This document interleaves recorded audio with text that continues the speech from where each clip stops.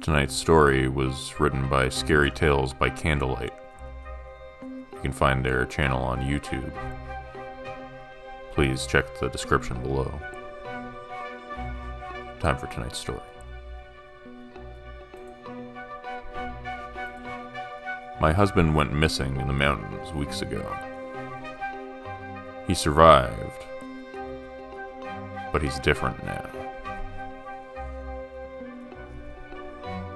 I couldn't explain what I saw that night. Genuinely shocked by what I was witnessing.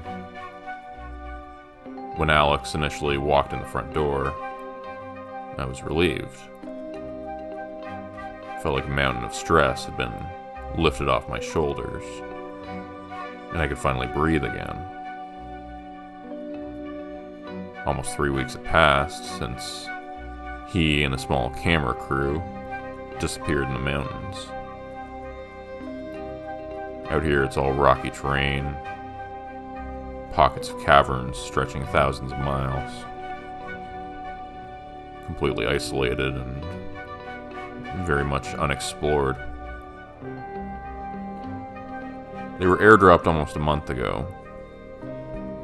The plan was to meet a week later at the drop location. Alex and the crew never showed up. Authorities sent in search teams, but soon stopped because of the ongoing storms. The operation was deemed too dangerous. So we prepared ourselves for the worst, while still holding out hope. No one thought they would survive. No one ever does. But he did. Isabel? He called out, closing the front door behind him. My body hesitated, feet rooted to the ground, wondering if it was all just a wonderful dream, waiting to fade away at the last moment. But I gave in, running to the front door to see him standing there. My heart raced as I wrapped my arms around him tightly. I never thought I'd see him again. My mind had already processed all the possibilities of outcome. The likelihood of Alex returning was poor. Yet there he stood. Not a scratch on him. He was just as put together as the day he left, albeit a bit thinner. The moment he stepped forward and walked into the light, I knew something was off. My body tightened. I could feel a sickness growing in the pit of my stomach. You become familiar with your partner's habits when you live with them. Their mannerisms, eccentricities. In time, you can read them quite well. They're part of your life. The body can recognize when something isn't right. A gut feeling setting off alarm bells. What did it for me were the eyes. That old saying, eyes are the windows into the soul. Yes. That had never been more accurate.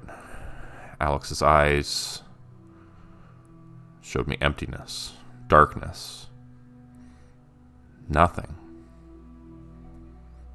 It felt like someone was wearing my husband's face.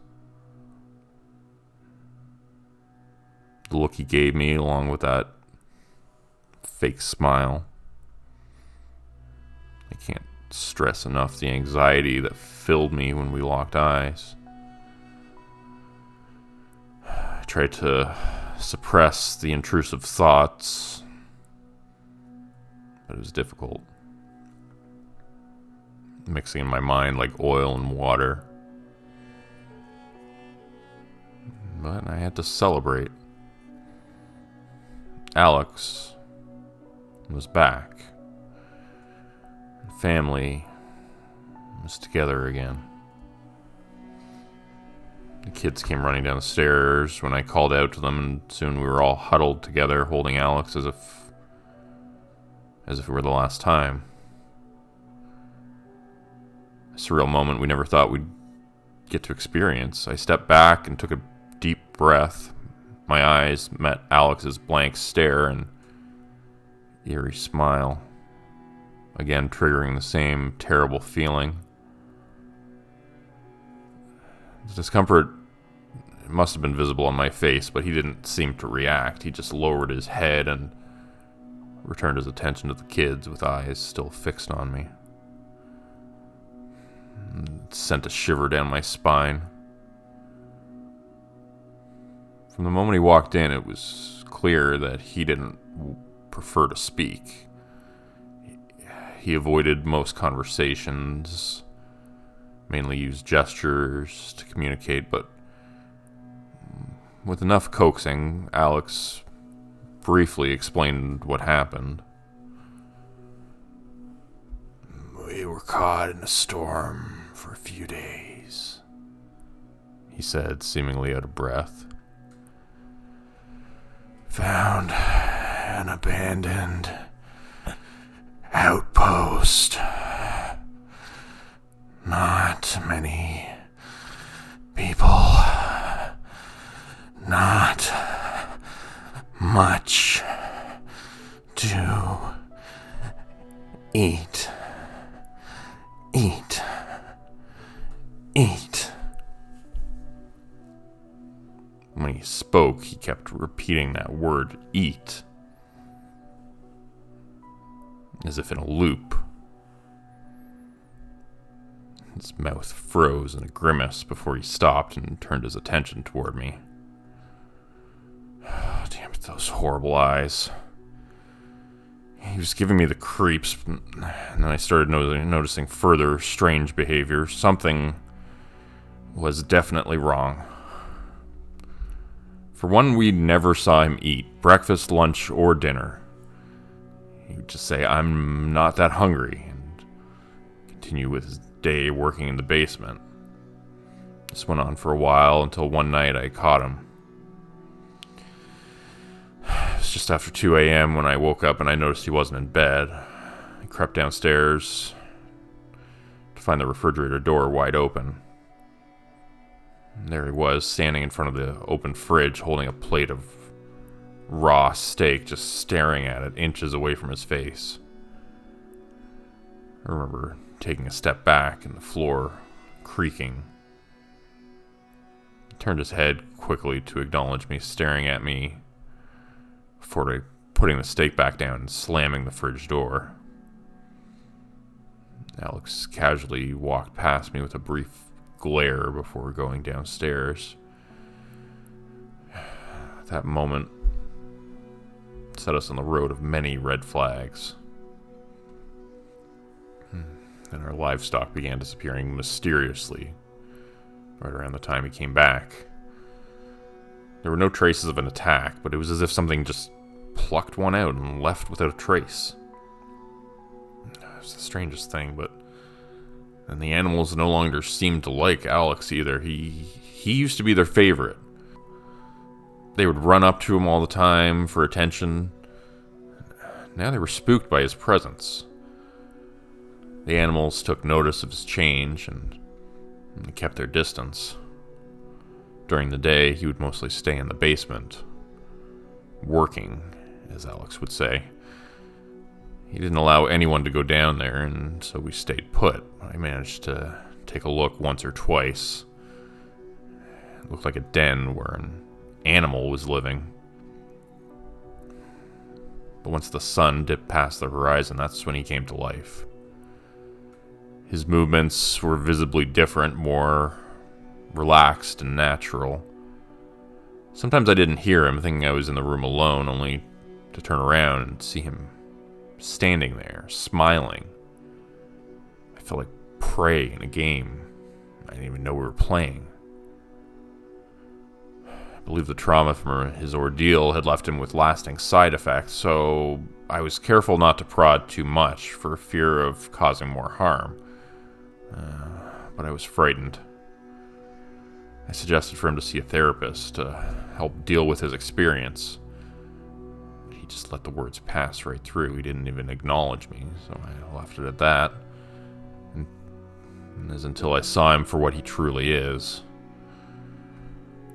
The following evening, I was clearing the table when I happened to break a small cup in the kitchen. A mistake that sent glass flying everywhere. Alex made no movement at all. He was very much uninterested.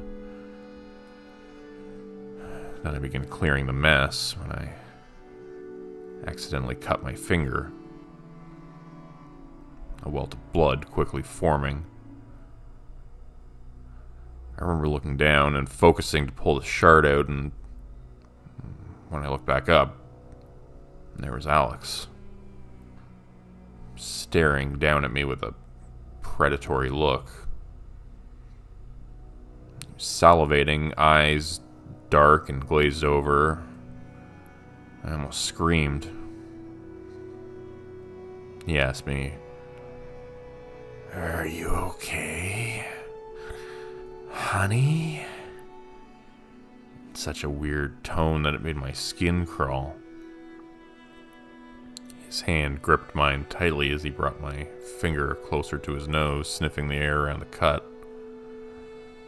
He quickly pulled away, and he seemed to snap out of his trance, now staring at the drops of blood smeared on his hands, as he made his way back to the couch to sit down. God, it was disturbing, but I couldn't let the kids see any of it. Even they thought Alex was acting strange, but they didn't know what I've seen.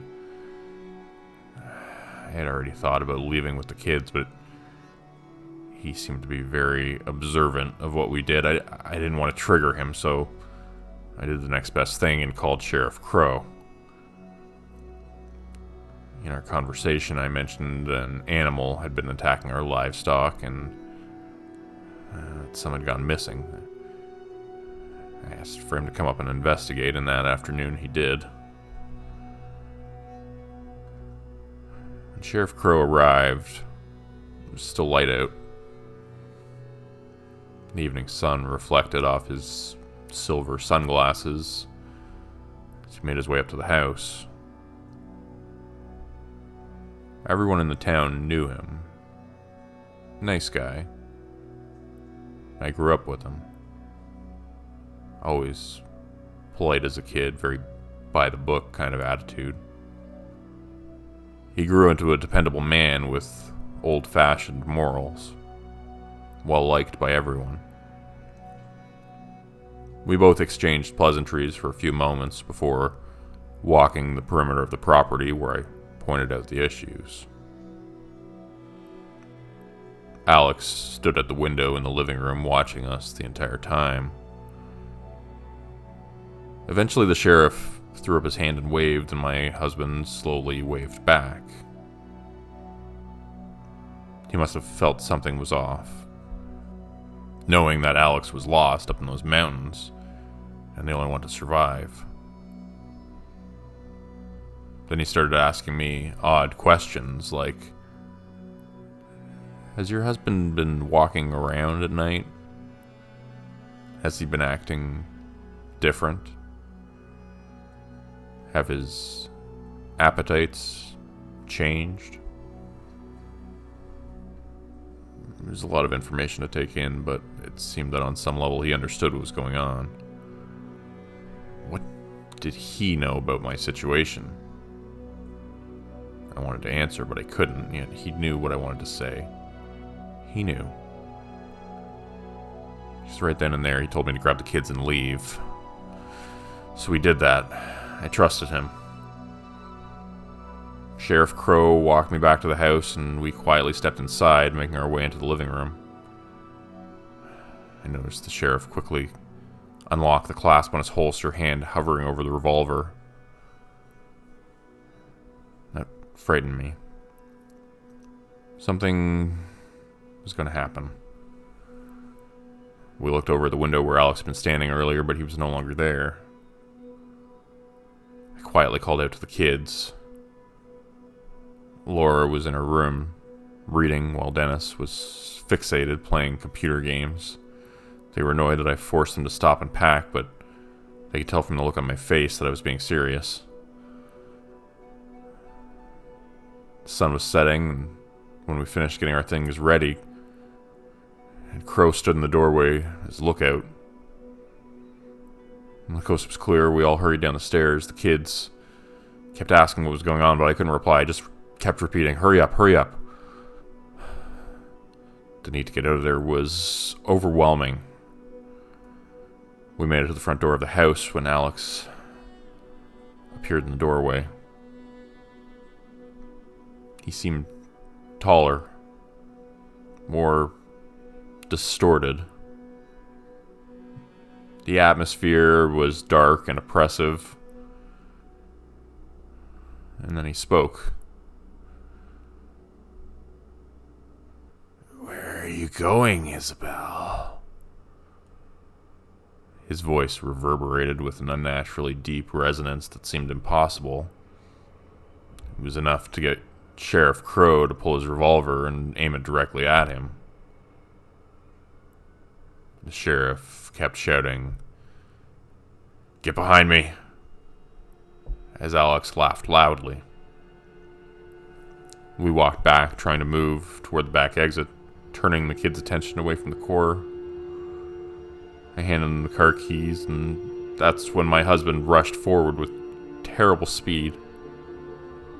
Crow let off 2 shots. One clipped Alex's ribs, the other found its way directly into his chest. But he didn't flinch. Didn't even faze him.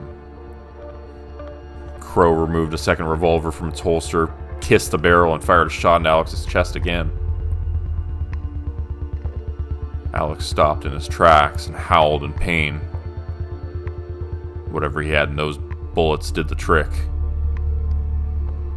The sheriff pointed the weapon at the creature's chest again, but before he could finish him off, Alex quickly lunged forward and grabbed Crow by the hand. Shots fired into the air. With the gun still in his grip, he began to crush it slowly. A blood-curdling scream escaped Crow's throat, then he was tossed away. The gun sat on the floor in pieces while the bones in his hand protruded through the skin. My heart sank. Now I knew what the sheriff had feared. That was no longer my husband.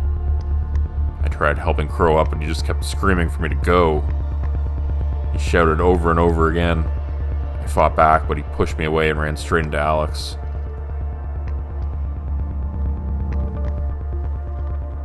I looked back long enough to see Crow turn on the gas burners in the kitchen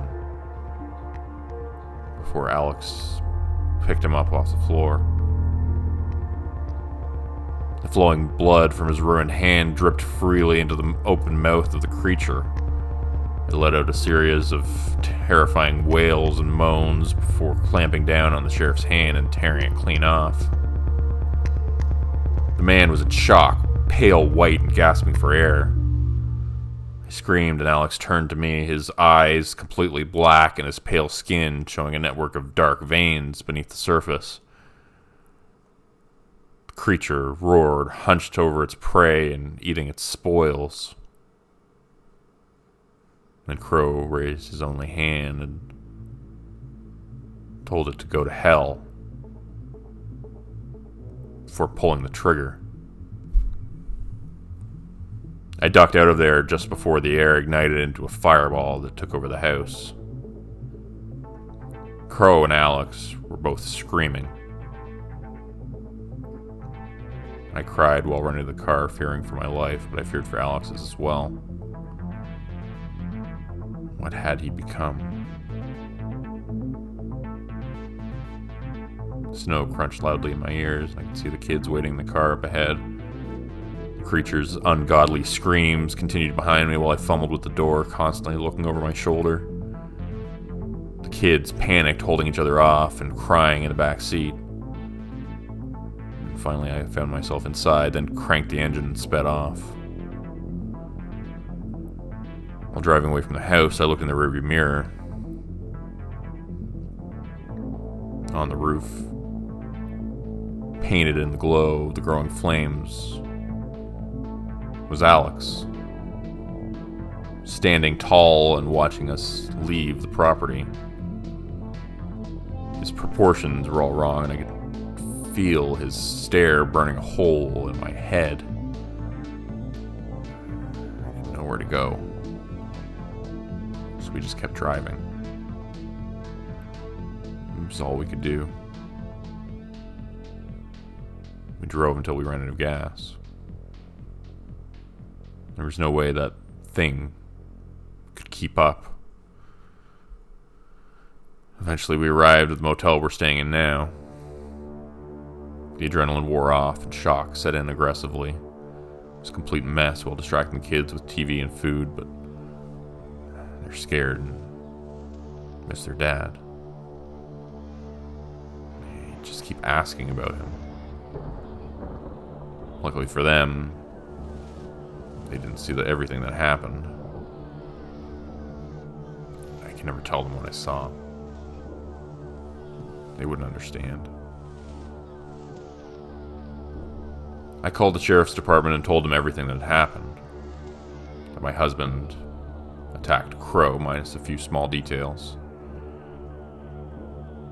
When they arrived on scene, the fire had already been put out. They did find his cruiser, but not his body, or Alex, for that matter. They don't know where he is, but they said he couldn't last long out there in the elements. But they don't know Alex. We've been here 3 days now. A couple of older officers came here to take my statement and gather info. They quietly told me that this kind of thing has happened before. Now I'm curious to know what they're not telling me. I haven't seen Alex since, but I have been hearing strange tapping coming from outside the motel during the night. My son told me he hears someone calling his name. He says it was his dad.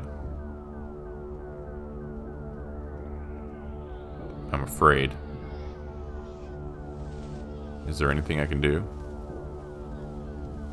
I can't stay here another night.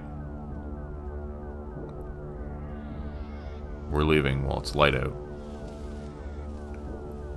I know there are legends about this sort of thing, but how much of it is real? It's not going to leave us alone. Please, if you have any information that could help, I would be eternally grateful.